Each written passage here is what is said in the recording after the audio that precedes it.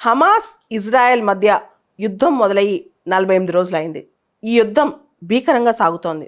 ఈ మధ్యలో ఒక చిన్న గుడ్ న్యూస్. అదే 4 రోజుల టెంపరరీ పీస్, టెంపరరీగా సీజ్ ఫైర్. ఎందుకోసం?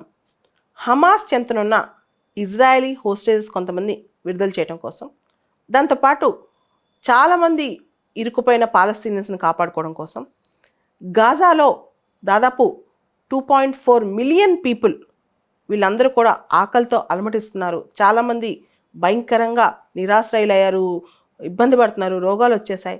వాళ్ళందరికీ హ్యూమానిటేరియన్ ఎయిడ్, ఫుడ్, మెడిసిన్స్ అందించడం కోసం, వీటన్నిటి కోసం ఈ 4 రోజుల ట్రూస్ అనేది ఇజ్రాయెల్ హమాస్ మధ్య ఖతార్ బ్రోకర్ చేసింది.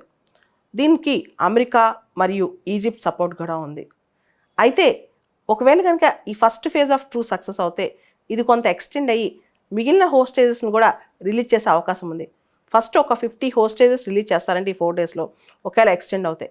కానీ ఇజ్రాయెల్ మాత్రం నేను ఎట్టి పరిస్థితిలో హమాస్ని అంతం చేయాల్సిందే అని చెప్పి గట్టిగానే ఉంది. అదేవిధంగా హమాస్ కూడా అంతే కోపంతో ఉంది. ఇద్దరూ యుద్ధంలో తగ్గట్లేదు.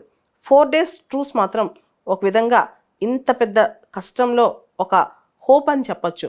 కానీ ఇది ఎన్ని రోజులు మిగులుతుంది, 4 డేస్ తర్వాత ఎక్స్టెండ్ చేస్తారా లేదా అనేది చూడాలి. అక్టోబర్ 7వ తారీఖున మొదలైన ఈ హమాస్ అటాక్తో మొదలైన ఈ యుద్ధం చాలా, అంటే అన్ని రకాల దాడులు, ముఖ్యంగా అమాయకులు, చిన్నపిల్లలు బాడైపోతున్నారు. ఈ రోజున ఎవరైతే హోస్టేజెస్ రిలీజ్ అవుతున్నారో, హమాస్ వాళ్ళు రిలీజ్ చేయబోతున్నారో ఇజ్రాయెల్ వాళ్ళని, దానిలో చిన్న చిన్న పిల్లలు, లేడీసు, వీళ్ళందరూ చాలామంది ఉన్నారంట.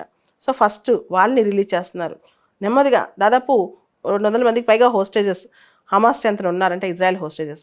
అదేవిధంగా పాలస్తీనియన్స్ చాలామంది ఇజ్రాయెల్లో చిక్కుకుపోయి ఉన్నారు. వీళ్ళందరికీ ఇది కొంత రిలీఫ్ అని చెప్పొచ్చు. సో ఈ ట్రూస్ పీరియడ్లో EU chief Ursula వోన్ der Lyon ఏం చెప్పారంటే, యూరోపియన్ యూనియన్ నుంచి వీళ్ళకి ఈ టైంలో గాజాకి ఎయిడ్ డెలివరీ అవుతుంది, వాళ్ళకి కావాల్సిన హ్యూమానిటేరియన్ ఎయిడ్ మేము చేస్తామని చెప్పారు. అదేవిధంగా ఈ డీల్ బ్రోకర్ చేసిన ఖతార్ దేశం ఈ ట్రూస్ వల్ల, 4 డేస్ సీజ్ ఫైర్ వల్ల హ్యూమానిటేరియన్ కాన్వాయ్స్, వీళ్ళందరూ రిలీఫ్ ఎయిడ్ కూడా ఈజీగా గాజాలోకి వెళ్ళగలదు, హ్యూమానిటేరియన్ నీడ్స్ని అడ్రస్ చేయగలదని చెప్పారు.